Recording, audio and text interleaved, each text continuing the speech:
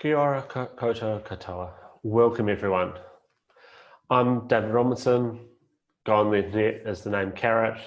I'm a pen tester at ZX Security in Aotearoa, New Zealand. For those who don't know where Aotearoa is, we're up the top of the map there. A little bit about me, I enjoy aviation and hacking. Queensland and Australia has a couple of great conferences with great hacker content, but they're also on their approach path for their local airports, so you can sit on the riverbank or on the beach and watch planes come and go. So that's a great combination there. Today, we're going to be looking at electronic flight bags in the general aviation cockpit. We're going to go through some example issues, some vulnerabilities, some security type things, and also going to discuss how we can mitigate the issues in each case. So I'm going to go through these in more detail as we go through the talk. With the issues I'm going to present, I'm going to start at quite a high level with the vulnerabilities, discuss more sort of classes and types of issues, opposed to diving down into individual vulnerabilities. We're not going to be naming vendors or product names here. We're going to try and keep it general, so it's helpful for everyone. We're not just sort of giving specific examples. Hopefully there's something that everyone can take away. Sort of for a bit of a framing of the talks, of the issues I'm going to present, while I've been thinking about discussing and putting this presentation together, I've sort of gone back to the CIA triad and been focusing on their integrity and availability sort of the systems and how these issues sort of affect those. I will note that a lot of these EFBs and the receivers that are used by EFBs will say, you know, do not use for navigation or safety, etc. purposes. We know people are actually going to use them. People are going to put too much trust in them. So where possible, we should try and still make them safe if there are people using them in these situations. So what I'd like people to take out of this talk today is some ideas about how to make more robust and secure systems for their customers, for the pilots using their systems. There's going to be a particular focus on general aviation EFBs, but hopefully some of these ideas can apply for other EFB manufacturers and other parts of the aerospace industry. To an IT security professional, most of these issues and problems I'm going to discuss will not be new issues. I will be trying to put an aerospace sort of spin and examples to them to help tie them to the aerospace industry. But a lot of these issues, as we've seen industries move into a more digital, more connected world, we've seen a lot of these types of issues, categories, classes of issues come up as they've made this transition into this new digital world. So aerospace is not going to be the first industry to go through all these growing pains, nor is it the last industry that is going to go through this growth of product scope and have to deal with these issues. So what is an EFB in the general aviation context? It's often going to be on a tablet. It's going to provide the pilot with some combination of flight charts for navigation, airport charts. It might provide some altitude and heading reference systems, so your artificial horizon, altitude, speed, direction. It may also provide some situational awareness through ADS-B or FLAM-IN. It will be able to show the pilot what other planes and aircraft are around the plane that they're flying. So this is sort of how a tablet and a receiver and the sensors sort of fit together. So in the middle, we have some sort of receiver unit. These are commonly, you know, and then we'll have the tablet with the EFB. And this communication between the receiver and the tablet / EFB is quite often going to be Wi-Fi. In some cases, it's Bluetooth. And between the receiver and the tablet, the most common protocol used is GDL90. And then some things will also use HTTP or WebSockets. The receiver can take inputs from a variety of different sensors. So, and input, so we could have GPS satellites as one, we have ADS-B in to help the situational awareness. We may have a gyro and an oscilloscope, accelerometer that will help with pitch, yaw, roll, acceleration, deceleration. In addition to the receiver sending information to the EFB or tablet, there may also be a web interface to the receiver where sort of configuration of the receiver can be done. And this normally happens over HTTP. So for my testing, I sort of only used my own tablets, my own receiver, and my own hardware. Where radio was involved, I made sure that my signals did stay contained to my test environment. So I used a Faraday cage. Where possible, I turned the transmit power down. I tried to use non-aviation frequencies. So if I could change the frequency used by the transmitter and the receiver unit, I would use non-aviation frequencies. Where possible, I'd directly connect the transmitter to the receiver with a cable and some attenuators to drop, so the receiver wouldn't get burnt out by the additional power. So I was really trying to make sure my system stayed contained to just my test setup. So there's a variety of examples and issues I'm going to go through, and I'm going to go through each one of these in more detail.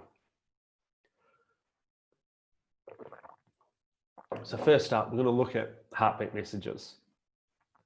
So what this will do is the receiver will send a heartbeat message on a regular basis. The EFB will receive the heartbeat message and use that as an indication that the receiver is up and working as expected. And it can be used to inform the pilot that the receiver is not functioning correctly, or the connection between the EFB and the receiver is not working. So as an example, if we start an EFB and the receiver is off, we'll often get some type of red X, some type of no connection, no heartbeat, no connection established, some sort of error message that's quite prominent and displayed. Most of them involved a red X, so it's quite clear that the system was not ready for use. So when we did start the receiver and the EFB connected to the receiver, the red X went away and it started to display data. So headings, speeds, altitude, in this case. So what happens when the heartbeat stops? This can be because we turn the receiver off. It could also be because a malicious individual is tampering with the data in some way. So what do people expect is going to happen? Do they expect the EFB to inform the pilot, bring back the red cross, or do they think everything's just going to continue on hunky-dory, everything's going to be fine, like nothing has happened, it's all okay? So who picked just continue? Well, that is what happened in some cases. When the system is in integrated state, it should tell the pilot that the heartbeat message has gone away, I can't trust the receiver anymore.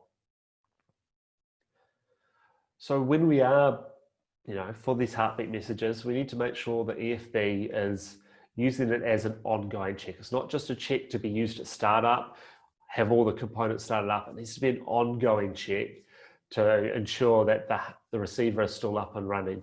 Because in some of these cases, if you stop the receiver, the EFB will keep displaying the same altitude, the same speed, or the same location. Rather than actually showing that there's an error. So it needs to inform the pilot that the heartbeat has stopped being received. And you could extend this out and start looking at other data. If you had been continuously receiving the altitude in every message that included altitude, then suddenly the altitude field was no longer there. That's an indication that, again, something's wrong, and a piece of data that the EFB was expecting or had become used to expecting has disappeared.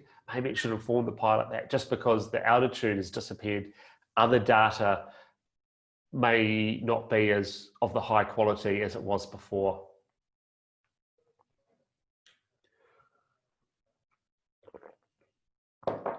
So the validity of data. The data that EFBs receive from the receivers may not always be valid. Likewise, the data the receivers receive from the sensors or other inputs may also not be correct. Receivers' sensors have faults which could result in bad data being sent. There may be corruption happening on the wire. A malicious individual could be injecting or intentionally manipulating the data to make it malicious. So one example is headings.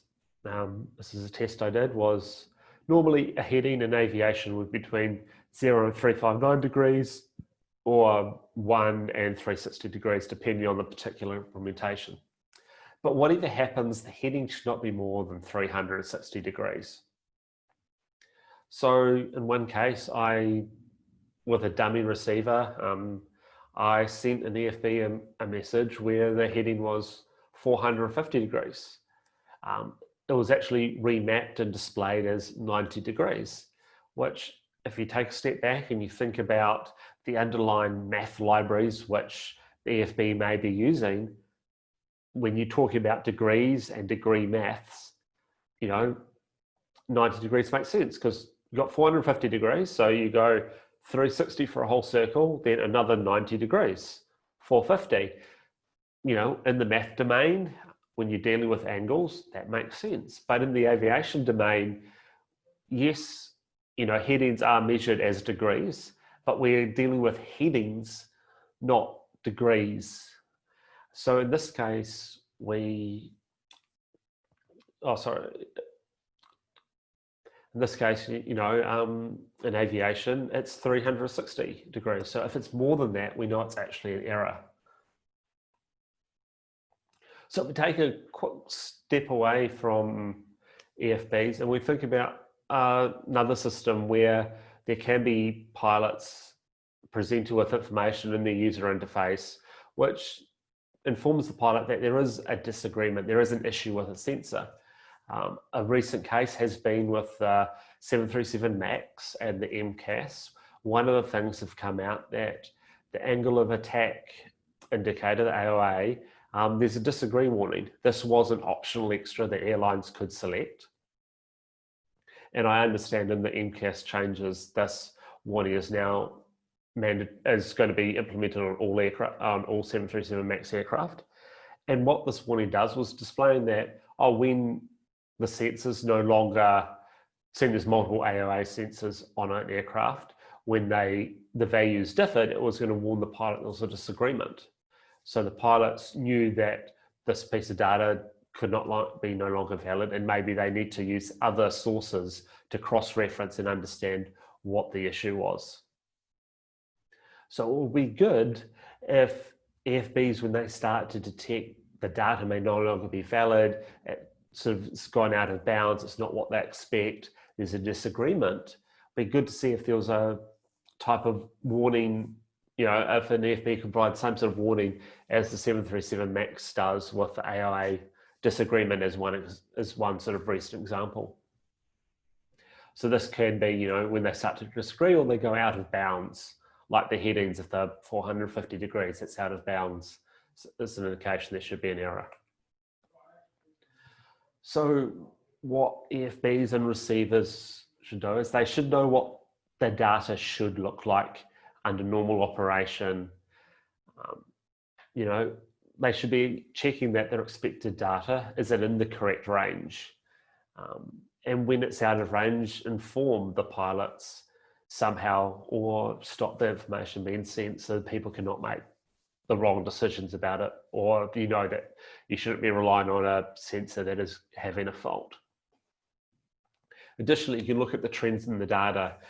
If the vertical speed results in an altitude change that's sort of completely out of bounds, maybe you should stop displaying altitude or vertical speed. So for instance, if your altitude suddenly changes 10,000 feet in a few seconds, either there's a fault with the plane and the pilot already knows about it because the plane is dropping out of the sky, or there is a fault with the receiver or the altitude system somehow. So in that case, you should inform the pilot, don't trust this altitude, go trust one of the other instruments that is giving you altitude and rely on that. And it may indicate that other sensors involved, which the EFB uses, may also be invalid and the pilot should not rely on them.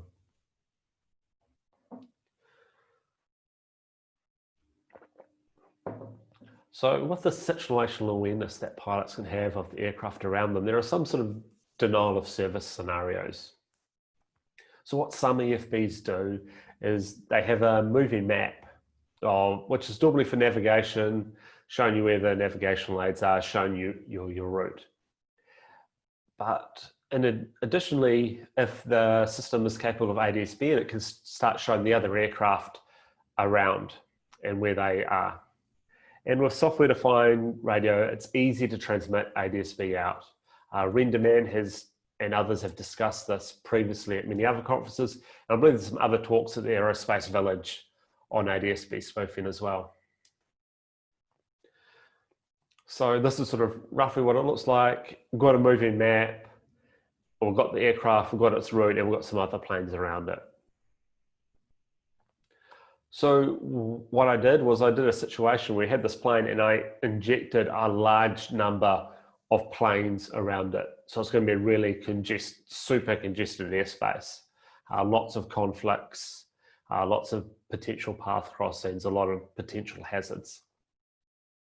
So when I broadcasted this, I was expecting the EFB to show all the planes that I broadcasted. But in some cases, on the right there in the diagram I've just popped up, is we'll see it doesn't actually necessarily display all the planes. Some of the planes were being dropped off and missing. It wasn't always the furthest ones away that disappeared, so it wasn't some sort of range thing, there's too many planes, I'll only show the closest X number of planes.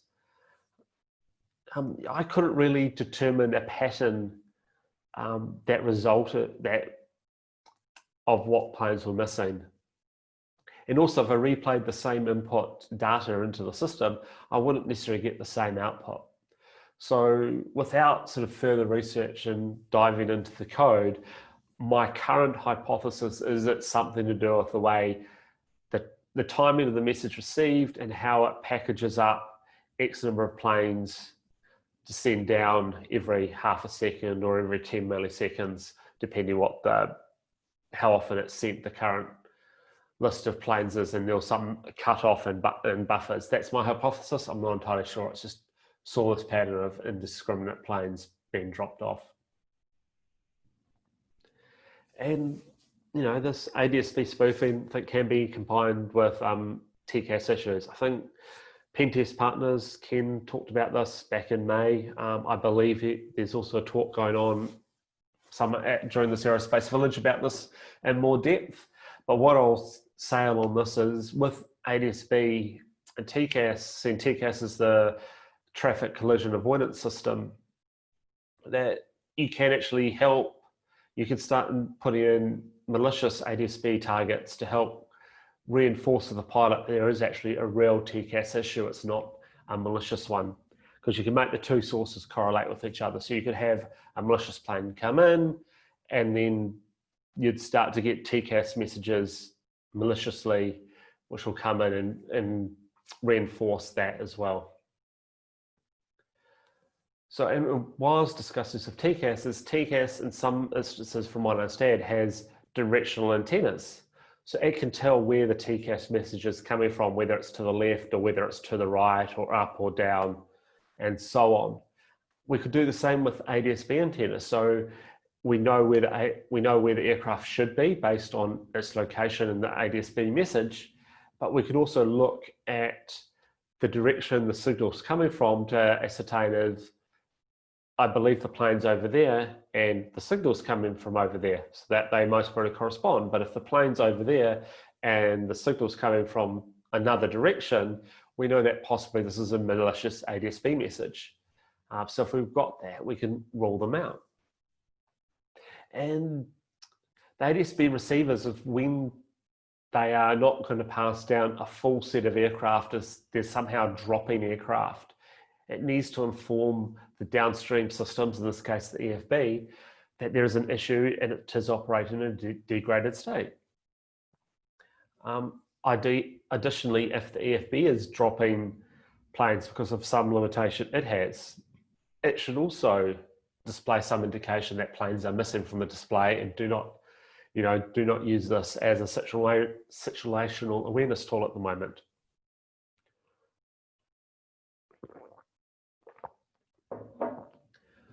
So GPS spoofing, from what my testing and from what I've seen, GPS jamming, GPS signal loss are sort of handled quite well in the EFBs. There's normally indicators that there is an a GPS fix, and there is also an example when there is no GPS fix, there's an indication.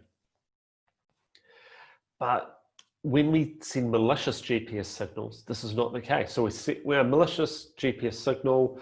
What I'm thinking of is sending a valid GPS signals replicating a set of satellites, which result in the aircraft determining the wrong position. So at last year's Aviation Village, there was a talk on ILS spoofing, and which involved in the result of aircraft potentially having the wrong horizontal offsets or the wrong wrong glide slope, and resulting in the planes landing in the wrong location. One of the cases here was, GPS and GNSS RNAV can be used to cross-reference, the glide slope and stuff, so they should be lining up, and if they don't line up, alert the pilot, and they can make further decisions about going round and ascertaining what their navigation systems are. But we could also use GPS spoofing to match up with the ILS spoofing, so they're actually going to correspond. So this cross-check no longer becomes a cross-check because they're both incorrect. But they're both incorrect, but they're both showing the same value. So there is no cross-check, and there's no indication that one of them is wrong. So back in 2017 at DEF CON, I did a talk where I was doing some GPS spoofing research that was mainly based around time and manipulation of time servers.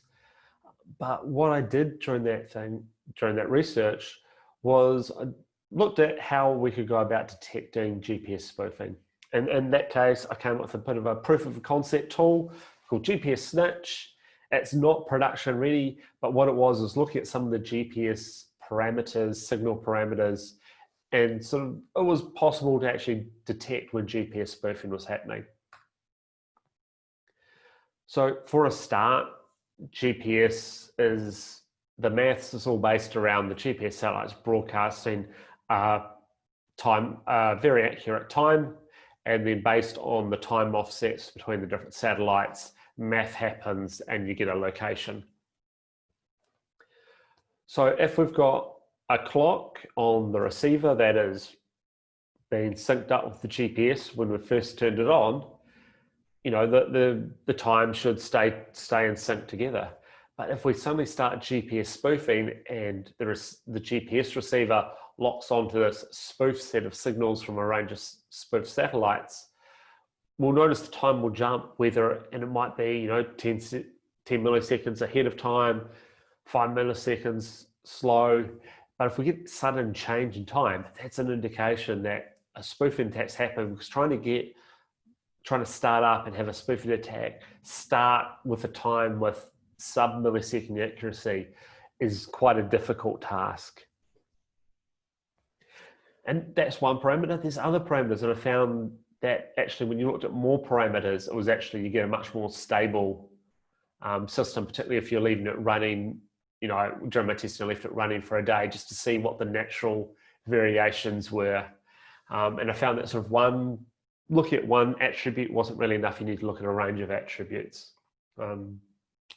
So if you're in a case in an aircraft, if the location changes more than what the current speed allows, that's an indication that there could be GPS spoofing, because your velocity, and if it changes, you're outside of that, you've got a sort of a circle of uncertainty which may be valid, and if you're outside that, that's a potential issue. Also looking at the GPS signal strength. GPS satellites are 20,000-ish kilometers away, give or take a bit. So the overall strength of the GPS signal when it gets down to ground level is very low. So, and also so suddenly if we get a GPS signal suddenly raise in strength a lot, that's possibly an indication that a GPS spoofing attack's happening, because the transmitter of the fake GPS satellites is going to be much closer. So matching the signal strength is hard. Additionally, we should have a range of signal strengths, because the satellites directly overhead they are closer than the ones way out at the horizon. They're going to have different signal strengths because of the distance traveled and the amount of atmosphere they have to travel through. But suddenly, if the range of different signal strengths decreases, that's another indication that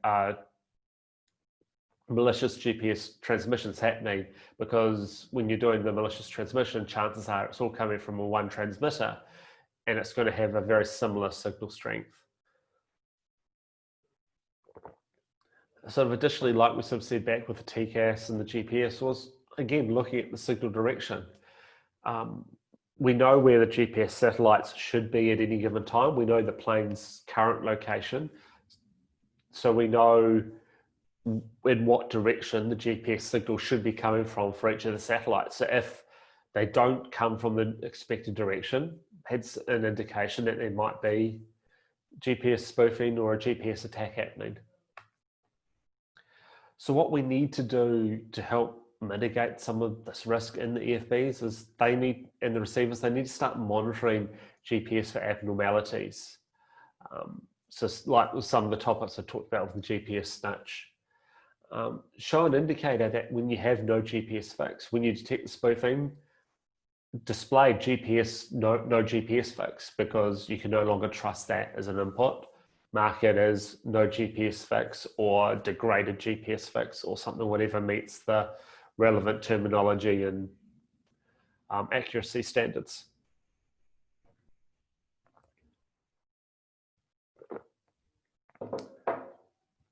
So integrity of the data. The data sort of in the overall system of receivers and EFBs and sensors, it's nearly always happening in clear text. There is an encrypted version of GDL90, but from what I saw, that was not in very common use. My guess is it's a bit of a chicken and egg problem. The receiver manufacturers don't see the point in implementing it because none of the EFBs are implementing it. The EFB manufacturers don't implement it because none of the receiver manufacturers have implemented it. Additionally, the Wi-Fi is often open and in clear text, so anyone within range can connect to it with no authentication required. And also, there is, when you first sort of pair an EFB and a receiver, there's no key material changed. So you can switch out the receiver and the EFB will still keep talking to it. If it's the same sort of SSID for the Wi-Fi and the same Wi-Fi password, it will just connect fine. No issue, won't inform the pilot. So, you know, think back to your headphones and your phone. When you get a new set of Bluetooth headphones, you need to pair your headphones and your phone, and they're connected and they're only going to talk to each other. You know, if you didn't pair them and you didn't have the sort of checking that they're talking to each other, as you're walking down the street listening to music, you'd start hearing the music of everyone walking past you. You know, and we don't want that to happen with our EFB. We want to make sure we're getting the data from our own plane, not our friend's plane. So, you know, if you have a friend who you're doing some formational flying with, and because you're friends, you've discussed receivers and you've settled on the same sort of receivers and EFBs because you both like them, you don't want the situation that if everyone's left it with the default Wi-Fi's and the default SSIDs because it just starts working. You don't want the EFB in one aircraft connecting to the Wi-Fi in another aircraft around it, because that's going to be bad if you're receiving data for a different aircraft. So what we should look at here is, where possible, start making the migration to GDL90. Have receivers start to say, you know, on this date, we're going to implement it. On this date, further down the track, we're only going to have GDL90. Likewise, on the EFB front, make sure your systems are set up to actually accept it. When you first pair an EFB and a receiver, make sure there's some exchange of key material, make sure there is a pairing process to couple them together, so you can't introduce a malicious receiver and have it connect and have the EFB connect with no error messages. Make sure you sign every message so the EFB can trust that it is coming from a receiver that it trusts. If the message is not signed, disregard it. And additionally, ensure there's some protection against replay attacks. So make sure that a malicious individual can't capture a packet or a series of packets and just replay those over and over and over again. Make sure there is some protection that they need to actually keep changing it. It is rolling.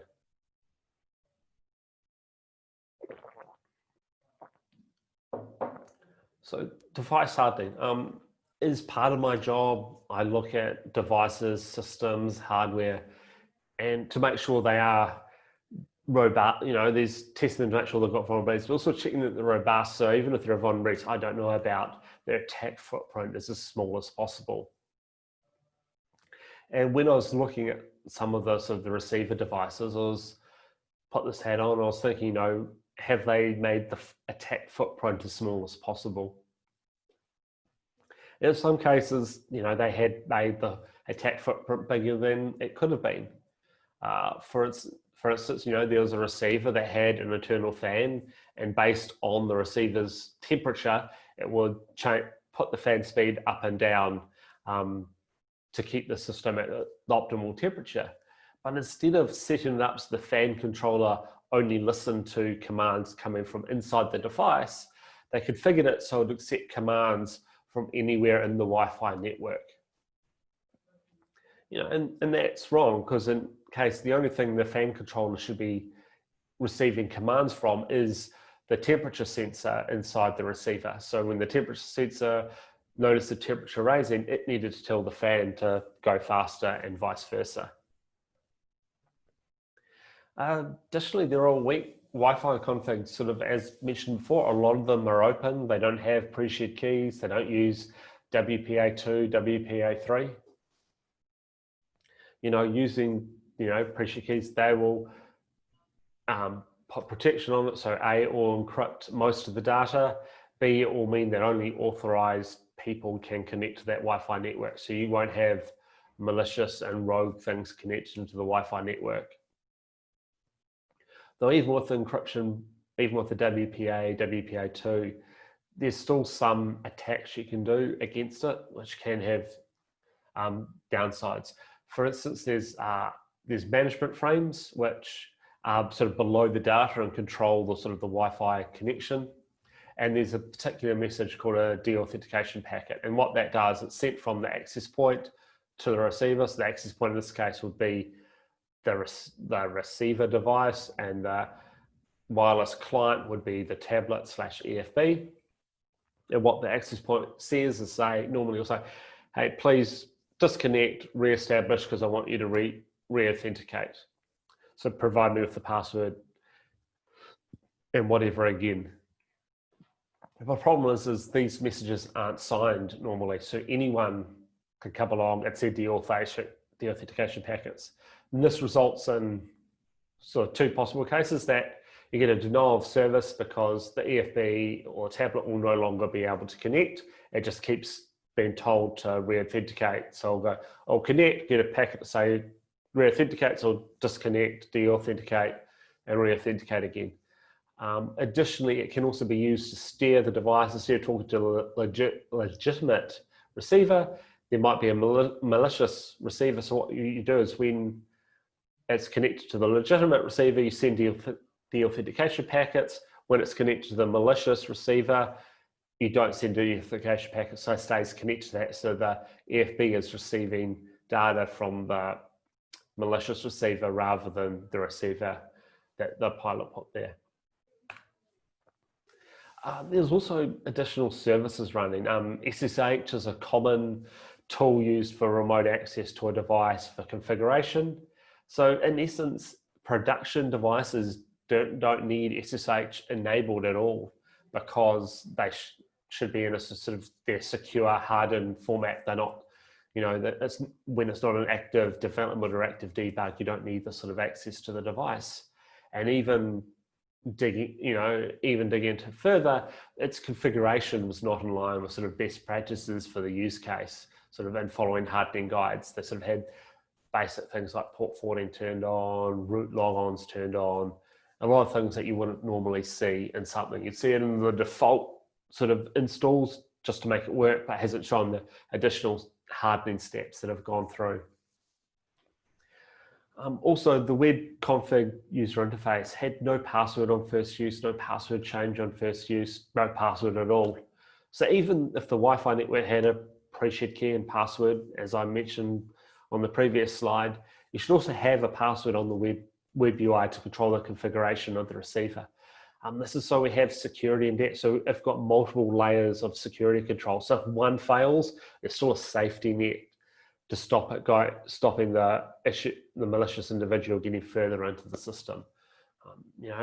Make sure you have the safety nets just to make sure things don't happen. So with this is make sure that, seek advice on how to harden the configuration.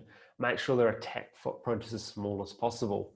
If components have hardening guides, make sure those are read and followed through and used to make the device as sort of secure as possible.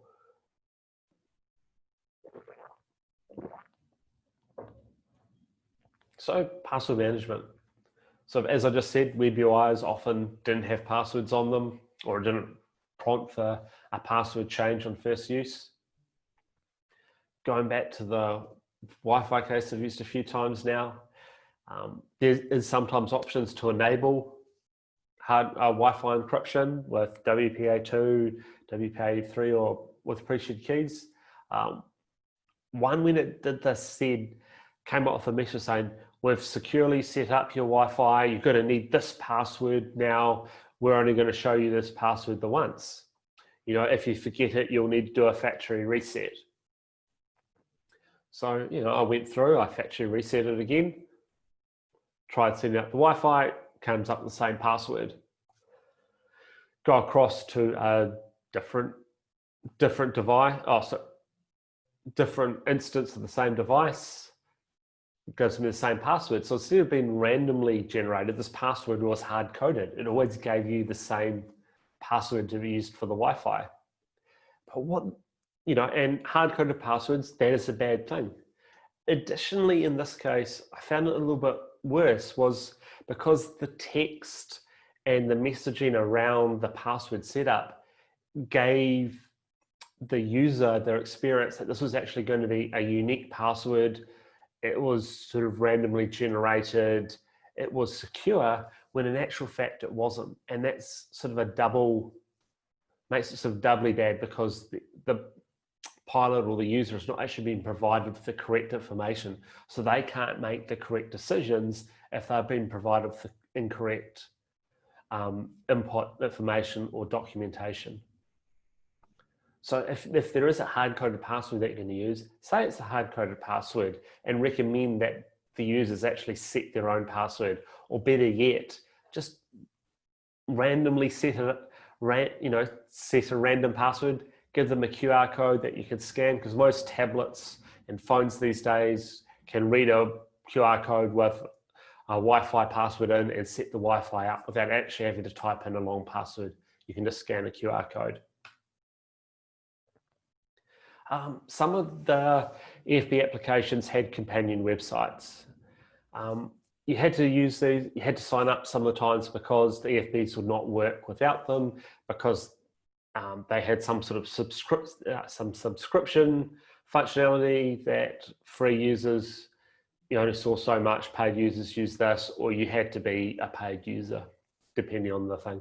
And this allowed for flight plans or additional up-to-date weather information, sort of other non-free services that it gave you.